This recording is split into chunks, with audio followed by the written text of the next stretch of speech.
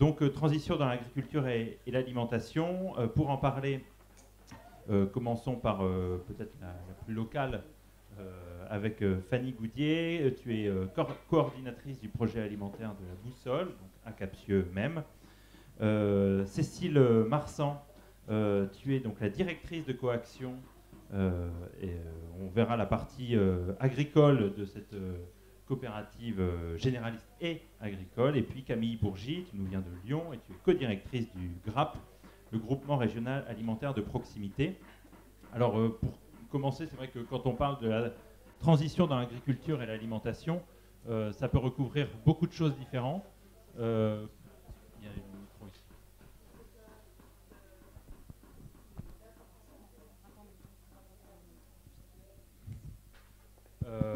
Peut-être commencer tout simplement en parlant de quel est le type de transition à laquelle chacune vos structures participent. Peut-être Fanny pour commencer, toi, voilà, la Boussole, à quelle transition agricole et aussi de l'alimentation elle participe ici à Captieux? Alors la Boussole, c'est un tiers-lieu qui existe depuis 1 an sur Captieux. Donc on intervient sur différents domaines comme l'éducation, l'animation, la coopération et l'alimentation, ce qui m'amène ici aujourd'hui. Et en fait, le projet global tourne autour de la transition sur ces thèmes-là, en fait.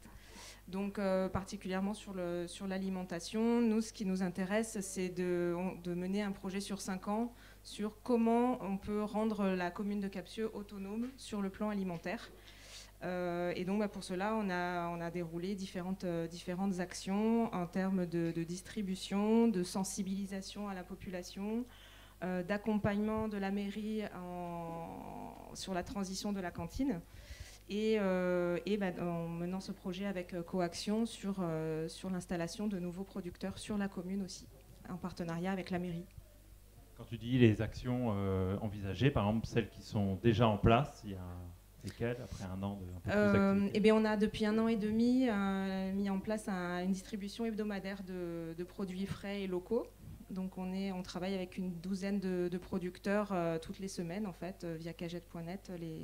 Les habitants peuvent faire leurs commandes sans aucun engagement dans la durée ni dans la quantité et récupérer leurs produits frais et locaux toutes les semaines le mardi soir sur Captieux, dans les locaux de la Boussole.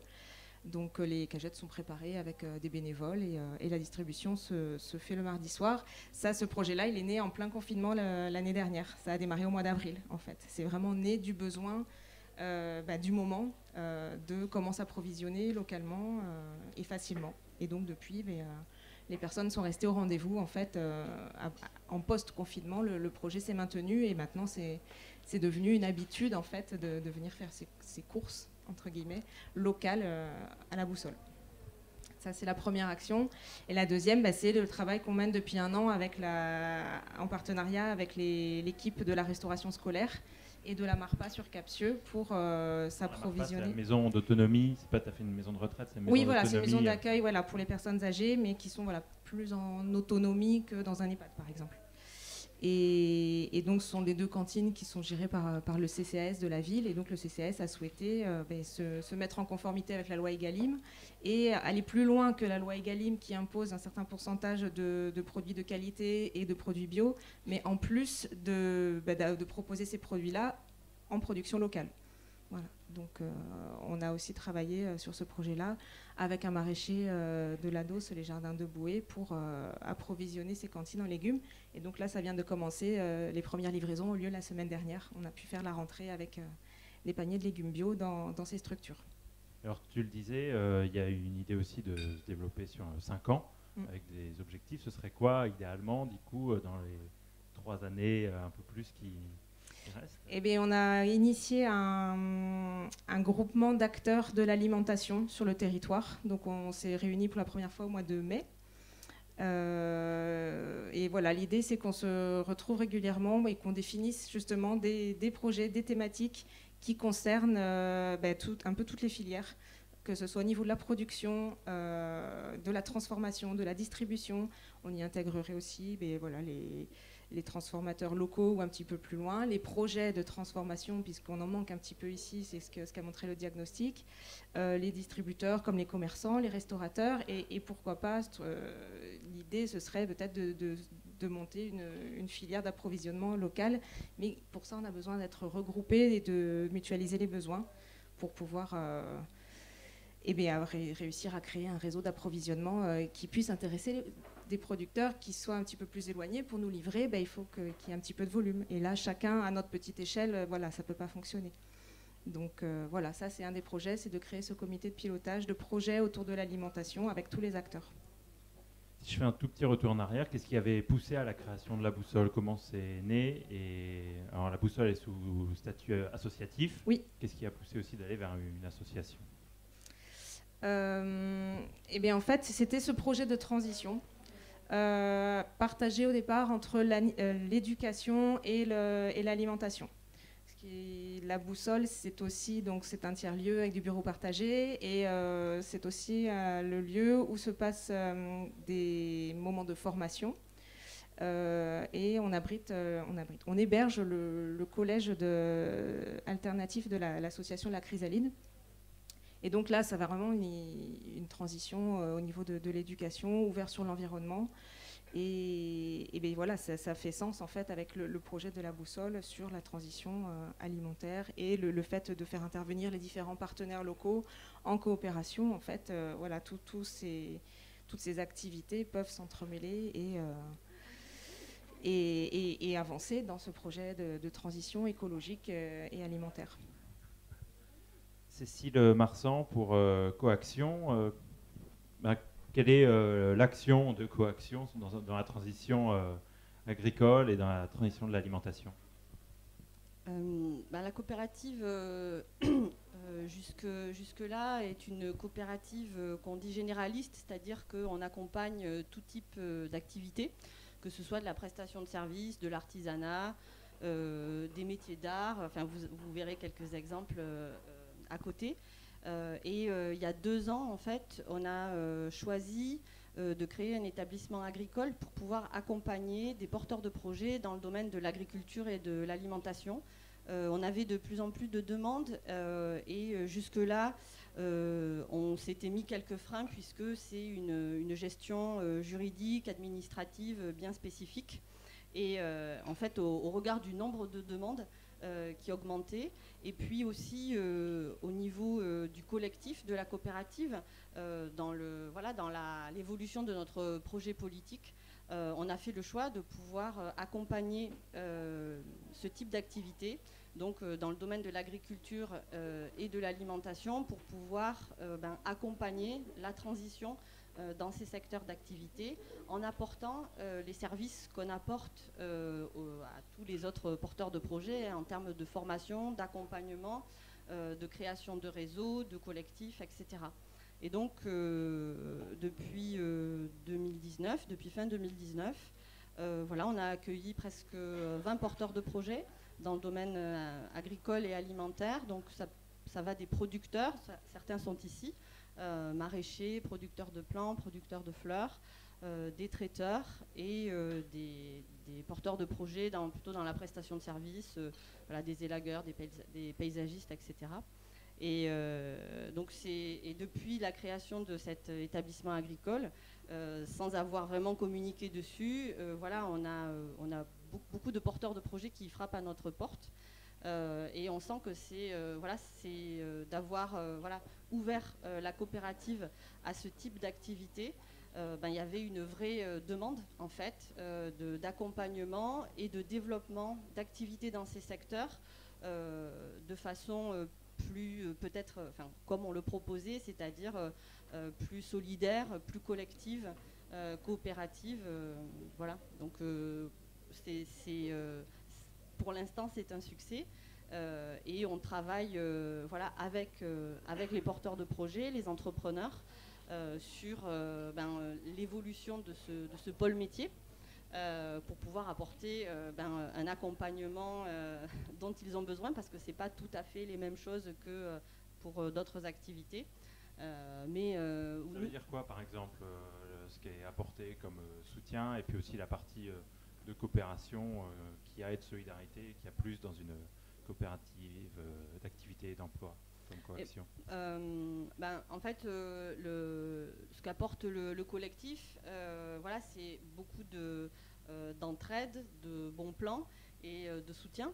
C'est un peu, voilà, dans l'agriculture ou l'alimentation, il y a des spécificités, notamment au niveau des statuts juridiques, des possibilités de statut juridique, des possibilités d'installation, mais voilà, c'est pas tout à fait le même accompagnement parce que voilà, dans ces domaines-là, on peut avoir par exemple besoin d'investir plus que quand on est dans de la prestation de services.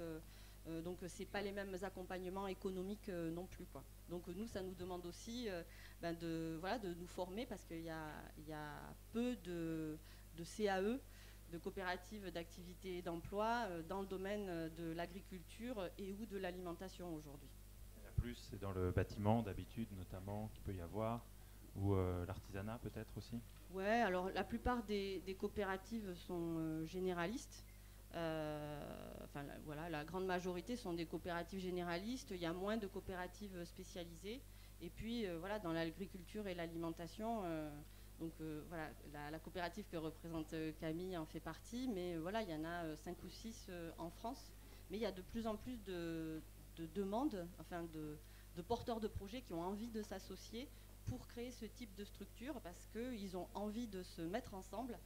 Et puis parce que ce sont des nouvelles manières d'installer des activités ou de créer des activités, notamment par du collectif, et puis la sécurisation que peut apporter la CAE, quoi, la coopérative d'activité, notamment avec le contrat d'entrepreneur salarié. Camille Bourgy, donc je disais, tu es co-directrice du GRAP, le groupement régional alimentaire de proximité. Toi, à quel type de transition sur quel type de transition tu permets d'agir? Alors, du coup, donc, le GRAP, c'est justement, comme disait Cécile, une coopérative filière intégrée en Rhône-Alpes. Au tout départ, on voulait intégrer toute la filière alimentaire, donc aussi bien l'agriculture que la distribution et la transformation alimentaire. Face aux difficultés qu'a évoquées Cécile, le GRAP s'est centré au départ sur du coup, la transformation et la distribution, donc des épiceries, des traiteurs, des boulangers, des restaurateurs, des brasseurs, tous les métiers de l'alimentation, bio, local, etc.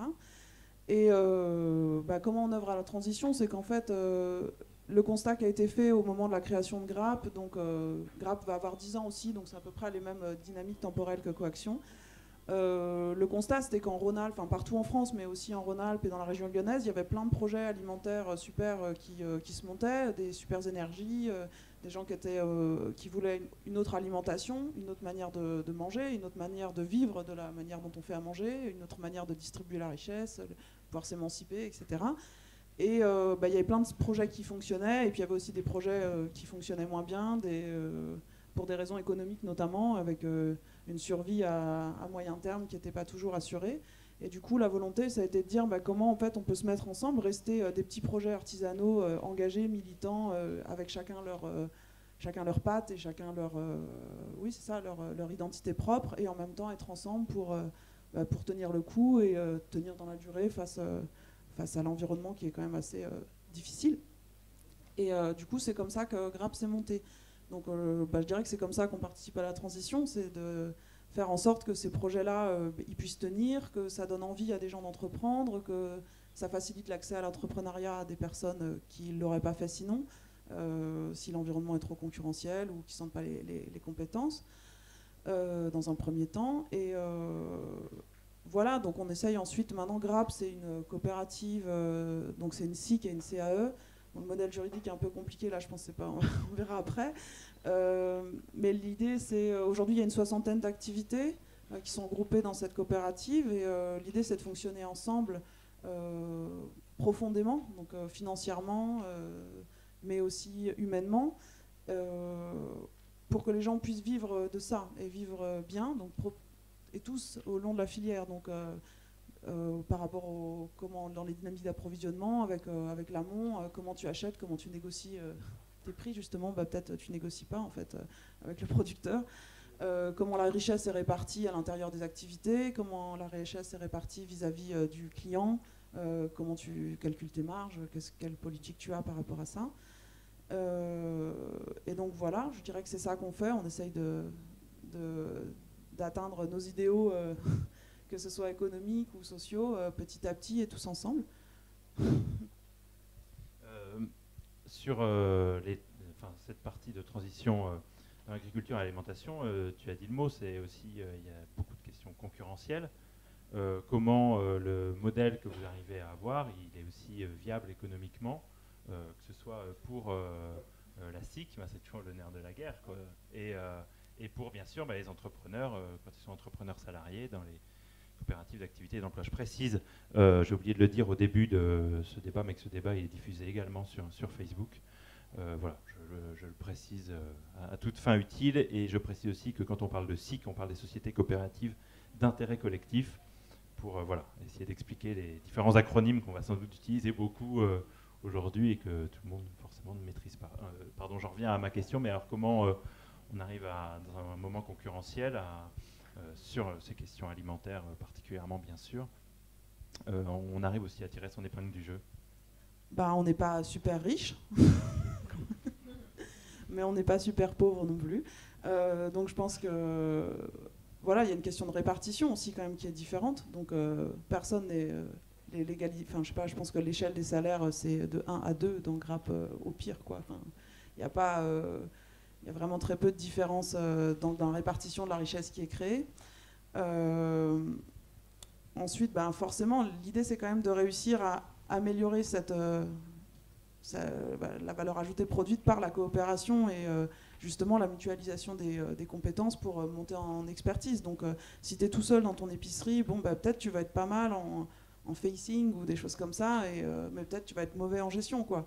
Là, si tu es dans un groupement, que tu sois, si tu es bon quelque part et que tu es moins bon ailleurs, tu peux bénéficier de l'expérience des autres via l'accompagnement formel qui est proposé comme dans toutes les CAE, avec des entretiens, avec un accompagnateur, des prévisionnels financiers, des choses comme ça, qui sont spécifiques, puisque là, nous, on travaille vraiment avec beaucoup d'immobilisation, du stock, des locaux, des baux commerciaux, etc.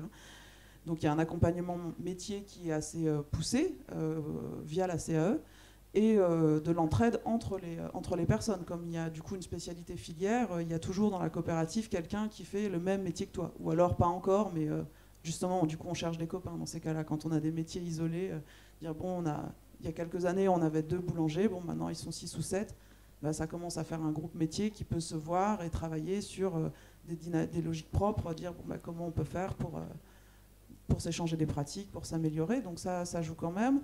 Ensuite, il y a des mécanismes de solidarité financière qui sont importants et qui permettent de parer à des coups durs. Donc on a un budget risque mutualisé, donc qui entre en dehors de la contribution coopérative qui paye les services supports et le fonctionnement normal.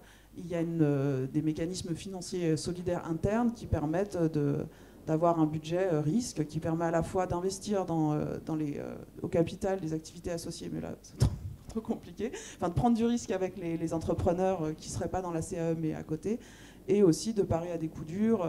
Par exemple, on a fait un petit fonds de solidarité Covid, là où on a redistribué entre les gens qui avaient été le plus impactés, puisqu'il y avait des épiceries qui avaient un peu mieux marché, du fait du confinement, des épiceries rurales, donc qui avaient un petit peu finalement sorti leur épingle du jeu, et puis des traiteurs qui n'avaient pas du tout marché. Et du coup, c'est pour caricaturer, la situation n'est jamais aussi noire ou blanche, mais bref, en tout cas, de se dire comment on fait pour aider les copains, quoi, parce qu'il y a un coup dur. Des petites choses comme ça, mais qui sont en fait, qui font la différence et qui font que petit à petit, les gens se payent. On n'est jamais très riche dans les métiers de l'alimentaire, mais et aussi trouvent d'autres choses, d'autres formes de rémunération peut-être plus symboliques ou personnelles, du type diversifier les parcours, avoir un travail utile, s'émanciper, avoir des copains. Cécile, peut-être, il y a eu des cas, j'imagine, similaires aussi sur les métiers qui ont accusé le coup, forcément, les traiteurs notamment, et peut-être pour des maraîchers, ça s'est mieux passé. Oui, ben c'est à peu près. Je ne vais pas répéter ce que tu viens de dire, Camille, hein, mais l'intérêt d'être ensemble. L'intérêt d'être ensemble dans une coopérative, c'est justement c'est ce qu'on appelle ces mécanismes de solidarité et ou de mutualisation qui font que on peut appréhender des situations qui peuvent être un peu difficiles ou angoissantes de manière un peu plus sereine. Et notamment avec la crise qu'on vient de passer. Le mécanisme, par exemple, de mutualisation de la trésorerie, quand on est un indépendant, c'est quelque chose qui peut devenir assez compliqué, voire totalement angoissant. Et dans une coopérative, c'est aussi cette charge mentale qu'on s'enlève et à laquelle en fait les entrepreneurs pendant le Covid n'ont pas du tout eu à se soucier. Du fait du collectif. Et c'est aussi grâce à ça que beaucoup s'en sont bien sortis aussi de cette crise. Et ça a été assez intéressant pour nous, les CAE et les SIC, la période qu'on vient de passer, parce qu'on a vraiment dû faire face à des situations extrêmes et très risquées et difficiles. Et on est nombreux à avoir sorti notre épingle du jeu par les mécanismes de mutualisation, ces mécanismes de sécurisation des activités, puisque l'accompagnement, c'est un accompagnement pour un porteur de projet qui démarre pour développer son activité, mais c'est aussi accompagner à sécuriser cette activité. Ce qui fait que dans les coopératives, les porteurs de projet, ils sont amenés à faire des prévisionnels et à appréhender, à anticiper l'avenir et donc sécuriser leur salaire, sécuriser leur situation, quoi. Et c'est vrai que le contrat d'entrepreneur salarié associé, ce contrat de travail qui permet d'être libre comme un entrepreneur et puis d'avoir la protection sociale d'un salarié, il a permis aussi de mobiliser de l'activité partielle pour les activités qui étaient en difficulté. Et ça aussi, c'est quelque chose qui a joué pendant la crise et qui a apporté un peu de sérénité pour ces activités. Et nous aussi, on a pu redistribuer, avoir un mécanisme de redistribution sur l'année dernière, parce que, et aussi, en fait, c'est une année où finalement les activités, nous, on a été en développement, quoi, par rapport à 2019. Donc, il faut le dire, parce que c'est pas le cas de beaucoup d'entreprises individuelles. Et c'est quand même grâce à en bonne partie, grâce à tous ces dispositifs en fait, de mutualisation et de sécurisation et d'anticipation des risques que nous, on met en place, qui est notre système de fonctionnement et qui, en cas de difficulté, ça fonctionne. Peut-être Fanny, sur la boussole, comment économiquement, alors c'est une association, c'est un peu différent parce que c'est aussi porté par des bénévoles, j'imagine beaucoup, mais comment économiquement? Tu disais que l'un des projets principaux qui est porté est né pendant la période de confinement. Est-ce que économiquement aussi tout ça est tenable? Le modèle est différent forcément dans un système associatif. Oui, et on a, pour l'instant, très peu de recul, mais on réfléchit à pérenniser en fait les activités. Pour l'instant, l'association est soutenue par une subvention de la Fondation de France pour démarrer ce projet alimentaire. Et là, on a eu dernièrement aussi un accord pour un appel à projet de France Relance pour un projet d'alimentation locale et solidaire. Parce que donc ce que j'ai pas dit tout à l'heure, c'est que dans les projets à 3 ans, 5 ans, c'est vraiment de rendre accessible cette alimentation saine et locale à tout le monde. Et qu'on constate encore des freins à l'accessibilité à tous. Donc nous, on va essayer vraiment de développer cet axe-là. Donc pour l'instant, ça repose pas mal sur des subventions, un petit peu de mécénat, de dons, et les activités de la boussole qui vont commencer, on l'espère, à pouvoir se développer. Là, on est encore un petit peu limité pour l'instant, mais voilà, dès qu'on pourra ouvrir un peu plus nos activités, ça permettra d'équilibrer les finances et d'être un minimum autonome dans le budget. Un mot sur aussi les modèles d'organisation qu'il y a, qui ne sont pas exactement les mêmes. Coaction et le GRAP sont tous les deux des SIC, donc des sociétés coopératives d'intérêt collectif, qui, pour Coaction, est dans un modèle plutôt classique, où des collectivités sont également partie prenante et sont intégrées parmi... Alors, je ne sais pas si le fonctionnement est en collège, au conseil d'administration. Oui, on a un format SIC SAS. Avec donc des collectivités qui sont sociétaires, qui sont les collectivités en fait qui ont soutenu le projet quand il s'est monté ici en Sud-Gironde, voilà, entre 2008 et 2010. Donc les 4 communautés de communes du Sud-Gironde et le département de la Gironde. Et après on a quelques membres associés qui sont soit des bénévoles, des associations, etc. Donc ça c'est pour la configuration, on va dire. Après il y a les collèges de salariés et les collèges d'usagers qui sont les porteurs de projets. Donc sur la configuration de la gouvernance, nous on a un conseil coopératif dans lequel sont élus des entrepreneurs de la coopérative et on fonctionne avec un binôme de présidence et direction générale.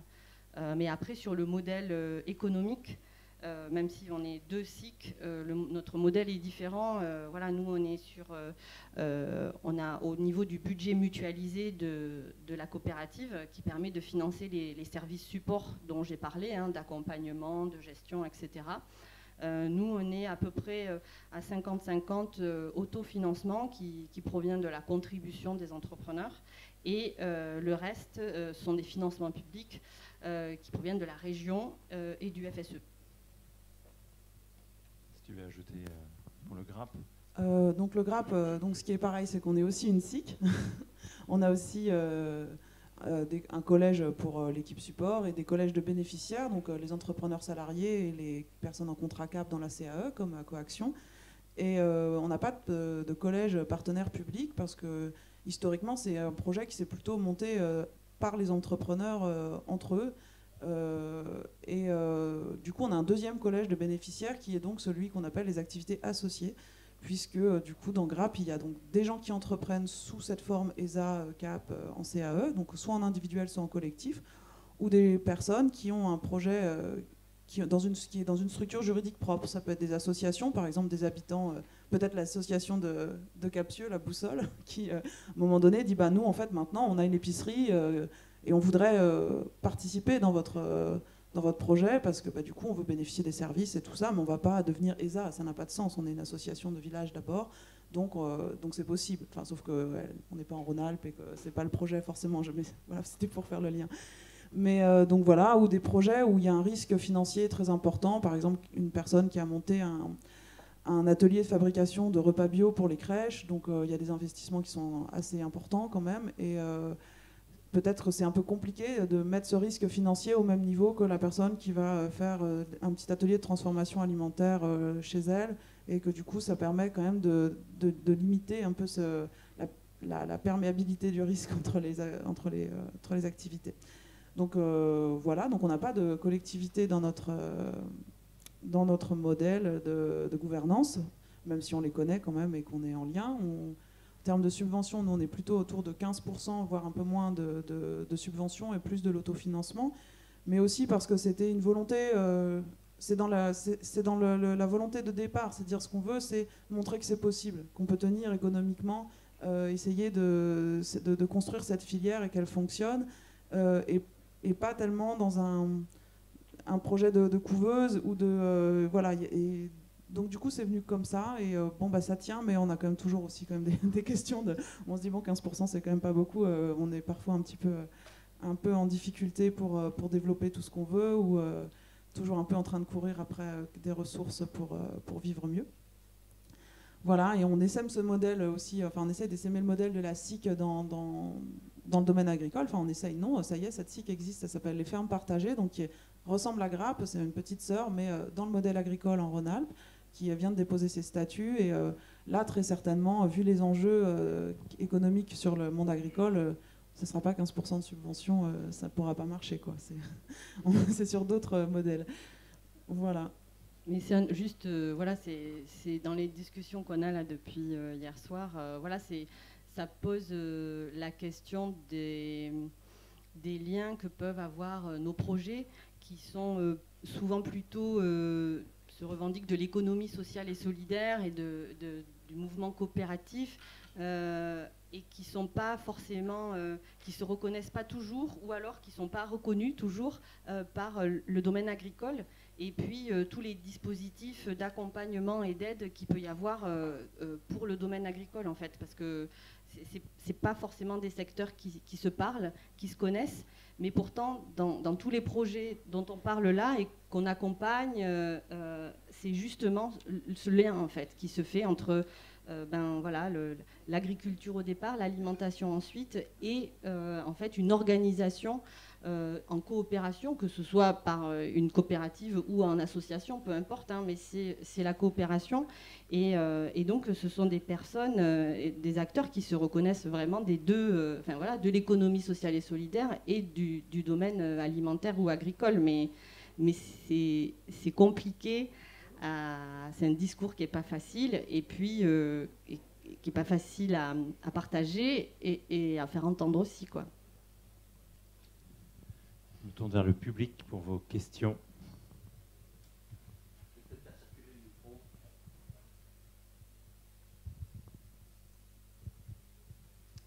Bonjour. Allô. David Fima de l'association VRAC. Je trouve très intéressant, Camille, là, ce que tu viens de mentionner sur la cycle et fermes partagées. Est-ce que tu pourrais nous en dire plus? Si je comprends bien, c'est à eux qui va s'occuper d'accompagner des installations agricoles. Je pense qu'il y a un enjeu vraiment spécifique là-dessus par rapport à ce que tu mentionnais. Il y a énormément de subventions publiques dans le domaine agricole, et il faut faire avec, puisqu'au fait c'est ce qui fait qu'aujourd'hui la balance pèse en tout cas en la défaveur des types de l'agriculture biologique ou des types de projets que vous accompagnez. Donc c'est pas qu'on peut faire sans, mais aujourd'hui si on veut contrebalancer ou avoir vraiment un poids avec faire contrepoids en tout cas par rapport à ce mouvement-là, il faut trouver un moyen de rapatrier au fait l'argent de la PAC et autres, qui est une somme immense dans ce type de projet. Et les contrats type entrepreneur salarié ou le salariat en agriculture est de plus en plus envisagé, et grâce à des accompagnements comme le proposent les CAE, mais alors peut-être que je me trompe de ce que j'avais compris jusque-là, ne sont pas compatibles avec l'obtention de subventions agricoles. En gros, si on a ce statut d'entrepreneur salarié au sein d'une CAE, on n'est pas, donc on a fait des cotisations, on a le droit au chômage, etc. Mais on n'est pas éligible à l'ensemble des subventions agricoles. Donc aujourd'hui, pour des maraîchers notamment qui ont très peu de subventions en agriculture, qui bénéficient de très peu de subventions, le choix peut être intéressant, mais il y a un enjeu énorme en fait justement à ce qu'on arrive à rapatrier l'argent de la politique agricole commune sur ce type de projet. Donc très intéressé pour en savoir plus sur ce projet que tu as mentionné. Merci. Du coup, je commence. Oui, tout à fait. Ce qui est étonnant, c'est que malgré ce frein énorme là, il y a quand même beaucoup de gens qui sont intéressés et ça marche quand même. Donc il y a vraiment un énorme besoin. C'est ça qu'il faut.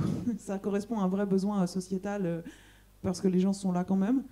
Donc la difficulté aujourd'hui, c'est notamment sur l'aide à l'installation. C'est que tu peux pas avoir l'aide à l'installation si tu es dans CAE ou en ESA, etc. Ça marche pas.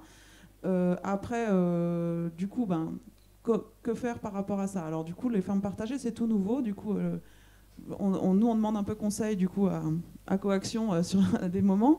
Donc là, ils me disent, nous, on a quand même, par exemple, une aide départementale qui vient suppléer. Enfin, je te laisserai en parler. Du coup, il y a aussi des départements ou d'autres peut-être collectivités qui mettent en place des systèmes justement alternatifs pour pallier à cette difficulté. Donc ça, c'est quelque chose dont moi, j'avais pas spécialement connaissance, mais qui est chouette. Et après, effectivement, oui, il faut lutter, quoi. Et dans les fermes partagées, dans leur statut, il y a dans l'objet social, il y a de construire cette filière agricole solidaire, etc. Et effectivement, de lutter. et de se faire entendre. Et donc oui, je pense qu'il y a un vrai problème et c'est pas normal que les aides à l'installation puissent pas être perçues dans ce cadre-là. Et je crois que le modèle qu'essayent de mettre en place les fermes partagées, c'est l'idée de dire mais est-ce que les aides à l'installation pourraient, dans le cas de ces fermes collectives où vont transiter un certain nombre d'ESA, ne pas être associées aux personnes, mais au projet, à la ferme. Donc tu les touches une fois pour toutes. Et ensuite, si les ESA entrent et sortent, en fait, tu bénéficies. C'est un objet coopératif, c'est donc un outil collectif, et donc c'est l'aide à l'installation de l'outil, et non pas de chaque entrepreneur les uns après les autres, ce qui serait cohérent avec le projet coopératif. Pas à la SIC, à l'objet, à l'outil. Donc si tu as 15 fermes dans ta SIC, c'est les 15 fermes les unes après les autres, mais à la ferme en elle-même. Et ou si tu rajoutes un nouvel atelier de production à l'intérieur de la ferme. Mais tu finances l'installation de l'outil, et après finalement, il y a au départ une personne, un collectif, et ils vont peut-être se succéder dans le temps, mais ça c'est le propre du projet coopératif. Et juste pour compléter, voilà, alors tu dis qu'il faut lutter, ouais, il faut lutter en fait.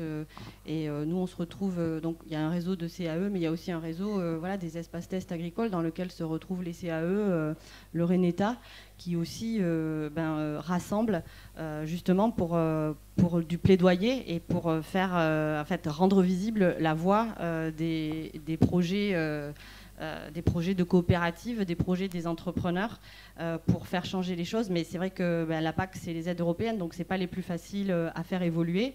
Néanmoins, il y a d'autres collectivités qui sont peut-être davantage dans la proximité des porteurs de projets, parce que quand on ne s'installe pas tout seul sur un territoire. Voilà, il y a toujours des liens avec d'autres acteurs, des communes, des communautés de communes, qui peuvent être sensibles en fait à ces porteurs de projets et qui, elles, ont plus de marge de manœuvre en fait pour faire évoluer ou mettre en place des règlements d'intervention. Et c'est le dialogue qu'on a avec le département de la Gironde. Donc qui est pour nous, ils sont associés de la coopérative, mais c'est pas à ce titre-là. Hein. Le département, il y a une volonté d'accompagner en fait les projets de tests et d'évolution de ce type d'alternatives, donc de ce type d'installation en fait en agriculture, et donc la volonté en fait d'ouvrir le règlement d'intervention sur les aides en investissement, les aides à l'installation à l'investissement. Pour les porteurs de projets avec des contrats CAP ou des contrats ESA en fait. Donc il y a des collectivités qui peuvent avoir une oreille attentive et ouvrir de façon expérimentale ou pas les règlements d'intervention. Et après, c'est là, en l'occurrence, en Nouvelle-Aquitaine, on a un réseau d'espaces tests, couveuses, CAE dans l'agriculture, et c'est une actualité quotidienne.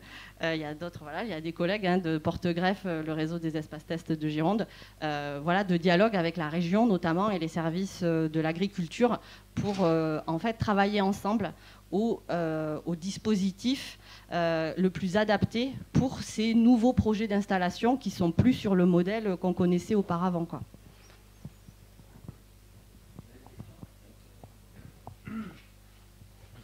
Oui, bonjour. Simon de l'association Terra. Et de coaction. Et de coaction, bien sûr. De plein d'autres trucs aussi. Je trouve que j'aime beaucoup vous écouter sur tout ce que vous proposez, et me vient une question qui me vient souvent moi dans mon activité au quotidien. C'est quoi ton activité ? Mon activité au quotidien, c'est en gros, je fais du maraîchage, un peu de moutons, un peu d'abeilles, un peu de plein de choses, une petite ferme. On s'occupe d'une ferme dans le Lot-et-Garonne. Et comment je peux avoir un poids politique au niveau des élections de la Chambre d'agriculture, qui est un organe assez présent dans la vie de ceux qui font de l'agriculture, parce que ça conditionne beaucoup de choses dans comment on va faire de l'agriculture, les subventions, enfin tout un tas de choses. Et je me pose souvent la question, moi en tant que ESA, contre ESA, je ne pense pas que je peux pas voter pour la Chambre d'agriculture, mais au même titre que des agriculteurs qui s'installeraient en cotisant solidaire, ce qui est la plupart des cas dans les agricultures un peu, on va dire, alternatives, c'est beaucoup des gens qui se mettent cotisants solidaires, ils ne peuvent pas voter non plus. Donc on a un organe qui est la Chambre d'agriculture qui ne prend pas trop en compte, on va dire, la voix de tout un tas d'alternatives en termes d'agriculture, de production agricole, de transfo, etc. Et je me demande si vous avez des réflexions là-dessus, où vous en êtes. Et ouais, ça serait. Est-ce que vous, même en tant qu'exploitation agricole, du coup, vous avez la possibilité de voter, voilà. Et pourquoi et comment et chez qui on toque pour aller faire bouger ce genre de choses, voilà. Moi, je ne suis pas capable de te répondre, Simon, mais il y a des personnes qui sont... Voilà. Non, ah non, dommage. Moi, je ne suis pas capable de te répondre. L'agriculture, pour moi, c'est pas mon domaine. Je découvre, je défriche, et je ne suis pas une spécialiste, et donc je ne suis pas capable de te répondre. Moi non plus, mais je trouve que c'est une très bonne question et vraiment très intéressante, et je la relayerai aux personnes qui bossent dans les fermes partagées en disant mettez ça aussi dans votre tête, c'est très important aussi, la représentation politique. Je ne sais pas s'ils y ont déjà pensé ou pas. Un élément de réponse, en fait, quand je suis allée à l'anti des tests, on était aux Pays-Bas, et aux Pays-Bas, en fait, ils ont fait leur chambre d'agriculture. Oui, mais le Pays Basque, il y a une autre chambre de commerce et une autre chambre. Voilà, bah oui. Voilà, j'étais étonnée. Eux, ils ont vraiment créé leur chambre d'agriculture pour faire des projets qu'ils avaient envie de faire. Alors, Emeline Benz, je suis maraîchère au Jardin de la Porte à la Besco et bénévole à Porte-Greffe. Un petit élément de réponse pour Simon, tu peux adhérer à la Confédération paysanne et à chaque fois, la Conf propose des listes à la Chambre d'agriculture. Bon, ils ne sont pas toujours élus, mais des fois, ils ont des voix. Et bon, c'est un... Ah, tu peux pas voter pour eux. Mais si t'es... Ah oui. Oui, mais si t'es adhérent, tu peux te mettre sur une liste quand même, non? Sur une liste conf? Ouais, bon. Non, moi, ma question, elle était pour Cécile, par rapport à votre diversification d'accompagnement sur l'agriculture. On voit dans les espaces tests dans le réseau Reneta à Porte-Greffe, le taux d'installer après le test n'est pas de 100%, parce que souvent ce qui manque, c'est l'expérience, l'accompagnement. Il y a pas mal de désillusions. Comment vous envisagez justement cet accompagnement technique, pratique sur le terrain, pour passer du test à l'installation? Parce que c'est ça qui manque vraiment encore sur vraiment l'expérience et l'accompagnement pratique. Pour l'instant, ça fonctionne comme dans beaucoup de cas dans les. Alors, pour l'instant, c'est ce qu'on fait. Hein, c'est pas ce qu'on va faire. Ça, il faut le discuter. Mais en fait, Camille, elle en parlait un peu. Hein, c'est le collectif, donc l'échange de pratiques entre personnes qui ont la même activité ou des activités proches. Et après, nous, notre intention, c'est de travailler avec des structures, notamment, qui aussi contribuent à l'accompagnement, à l'installation, notamment l'AGAP, par exemple, avec qui, je ne sais pas s'il y a des représentants de l'AGAP là, mais l'association girondine pour l'agriculture paysanne, qui est l'équivalent des ADR, voilà, et qui propose des actions en fait d'accompagnement au développement à l'installation, au développement d'activités agricoles. Voilà, mais après, en CAE, il n'y a pas 100% de transformation entre le contrat CAP et le contrat CESA, hein, non plus. Le contrat CAP, ça sert à tester aussi, et il y a des projets qui ne suivent pas, qui ne se poursuivent pas à l'issue du contrat CAP. C'est l'objectif, ça sert à ça. Mais nous, on envisage plutôt de travailler avec des structures dont c'est le métier, et après des entrepreneurs de la coopérative du pôle métier ou des agriculteurs autour en fait, de mobiliser le réseau proche des personnes qui s'installent. Alors c'est ça qui est réseauté de Reneta depuis quelques années dans le modèle économique des espaces tests. Jamais cette partie accompagnement des paysans en tutorat n'est pris en compte dans le modèle économique. D'où les discussions qu'il y a en ce moment avec la région. Ouais. Justement, c'est les discussions qu'il y a actuellement ces dernières semaines avec les services agricoles de la région. C'est aussi la discussion, elle est pour avoir des financements FSE sur l'accompagnement, quoi. FSE, est-ce qu'on peut... Fonds social européen. Fanny, quand il y a ces discussions, voilà, on parle des discussions avec la région, etc. Est-ce que toi aussi, avec la boussole, il y a des fois ces difficultés pour faire rentrer la boussole dans un cadre institutionnel par rapport à certaines collectivités ou partenaires? Est-ce que tout le monde comprend et a envie d'aider la boussole à se développer comme tu le voudrais? En tout cas, les contacts qu'on a sont assez positifs. Oui, on n'a pas encore fait le tour de toutes les institutions qui pourraient nous accompagner, mais en tout cas, les partenaires qu'on peut avoir au niveau du département, comme le SICTOM, le pôle territorial Sud-Gironde, sont assez réceptifs. Et comme il y a des démarches qui sont en place, une démarche alimentaire territoriale notamment qui se met en place au niveau du Sud-Gironde, on arrive assez bien à s'articuler avec eux, en fait, et notre projet s'intègre assez bien avec les outils qu'ils peuvent nous proposer.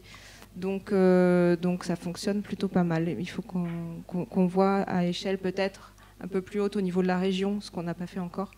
Mais je sais qu'au niveau de... oui, je crois que c'est le programme Gironde Alimentaire, par exemple, qui propose... qui a dans ses objectifs, en tout cas, de faciliter l'accès à l'installation de nouveaux producteurs. Oui, il y a une autre échelle, il y a les pôles territoriaux, les pays pôles territoriaux qui ont des stratégies pour les territoires qui regroupent plusieurs communautés de communes et dans lesquelles, en tout cas ici en Sud-Gironde, l'installation, les nouveaux modèles d'installation font partie de cette stratégie. Oui, c'est quelque chose qu'on revoit quand même assez régulièrement. Maintenant, c'est rentré dans les objectifs de tous ces projets-là. Peut-être encore une ou deux questions.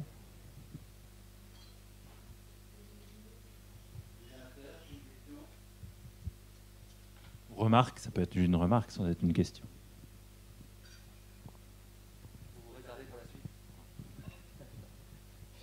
Très bien, je vous remercie. Peut-être un dernier mot sur ce que vous voudriez appuyer pour que votre modèle organisationnel, que ce soit par les SIC ou votre modèle économique aussi, puisse perdurer et puis entraîner plus largement cette transition, que cette alternative soit plus seulement une alternative, mais puisse être peut-être un modèle plus majoritaire, si ce n'est dominant.